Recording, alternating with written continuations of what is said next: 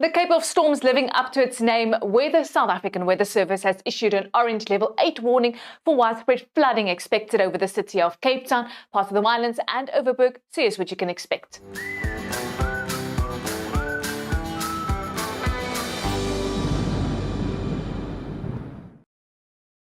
Not just one, but a series of cold fronts currently affecting the country, with the next cold front slamming the Western Cape on Thursday, with it bringing scattered to widespread showers and also a few thunderstorms.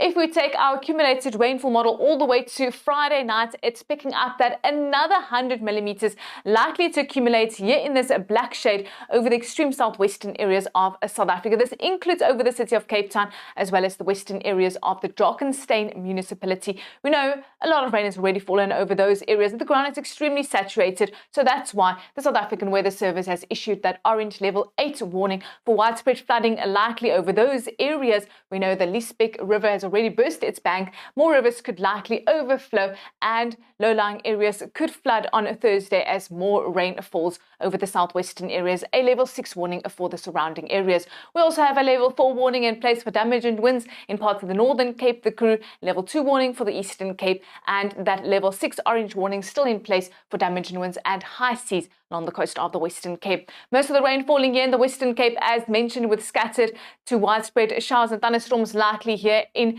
Cape Town as well as parts of the West Coast. 60% chance for the surrounding areas as well as along the over the West Coast districts, and isolated showers likely along the southern coastline.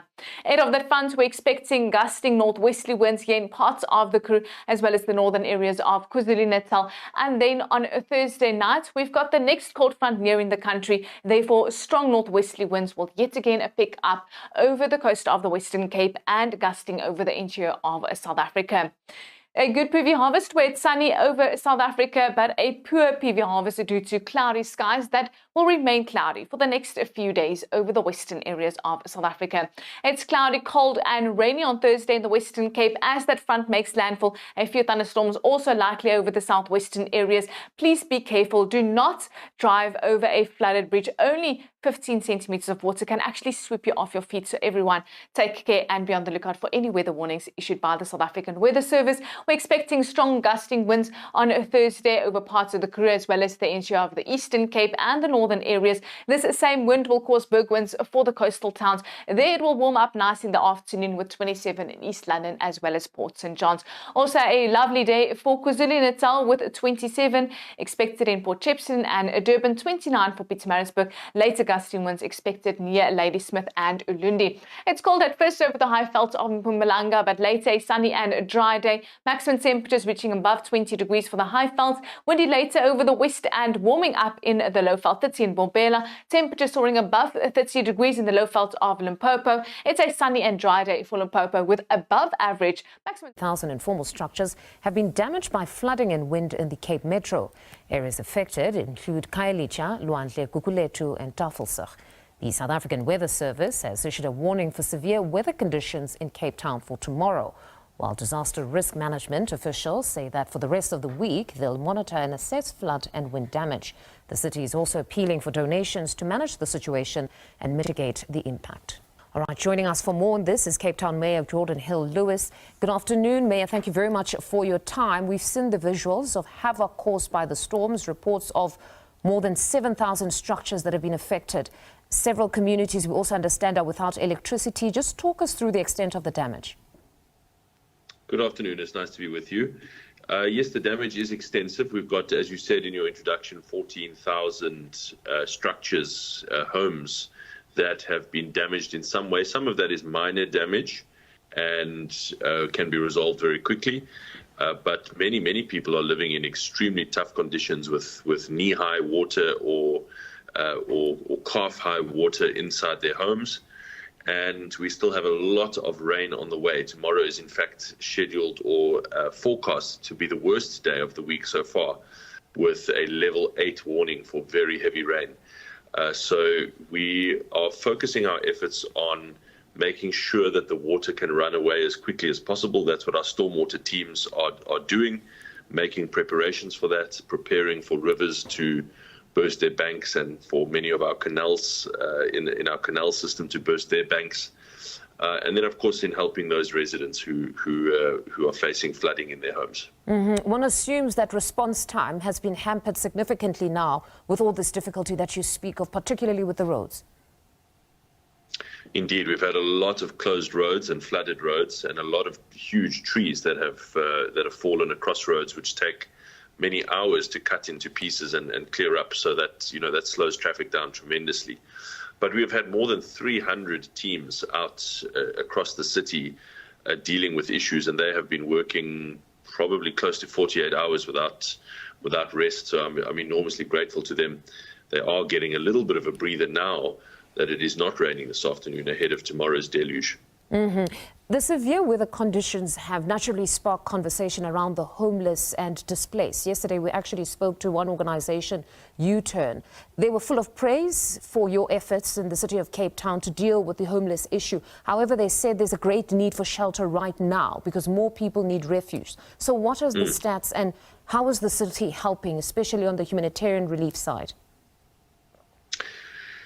Where people are living in informal settlements, let's just deal with informal settlements first, and then I'll come to the homeless. Where there is very severe flooding, we are working with the National Department of Human Settlements. The National Department administers something called the Emergency Housing Grant, which kind of steps in at times like this to provide alternative shelter.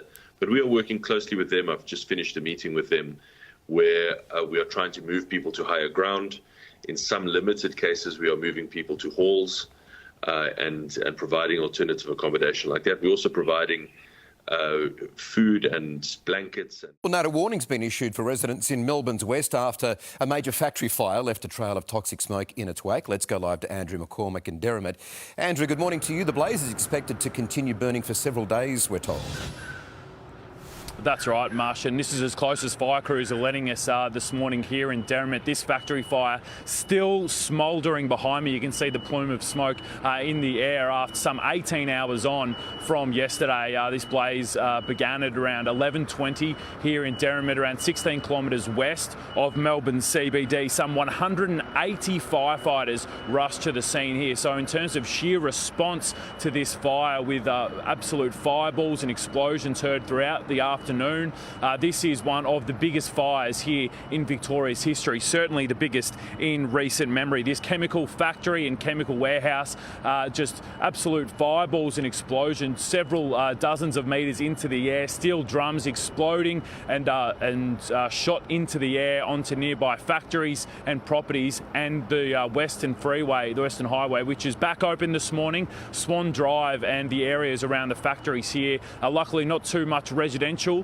activity, mostly factories, all closed to businesses this morning as fire crews and police and other rescue personnel attempt to get this fire under control, which it took 4 hours to do yesterday. But there are even fire rescue crews assessing the local creeks nearby. Now, in terms of residents for Derrimut, there is an advisory to stay indoors for the local Derrimut area, which I said is mostly factories. But back and looked at all the polling. If you smash them together the last 20 years, we wanted to figure out who had a general lead on the July 4th weekend. OK, this is what we found. Going back to 2004, it was John Kerry with a 2-point lead over George Bush. 2008, Barack Obama 4 points over John McCain. 4 years later, again, Obama 2.5 points over Mitt Romney. In 2016, Trump trailed Hillary Clinton by 4.7 percentage points. But in 2020, Joe Biden had an easy lead in the polling over Donald Trump. In the throes of COVID we were in that summer, and the aftermath of George Floyd, Joe Biden had a 9-point lead. Right now, it's the first time in 20 years that a Republican after the 4th of July has had a lead in the polling. Trump with that advantage right now, 3.3 percentage points. As cruise on back over here, I'll say hi to my partner over this, and we'll see whether or not that polling stands up or whether or not it shifts a little bit. It's so interesting because you kind of have two incumbents running against each other right now. So, I don't know, the polling, it'll be interesting. It's interesting to compare.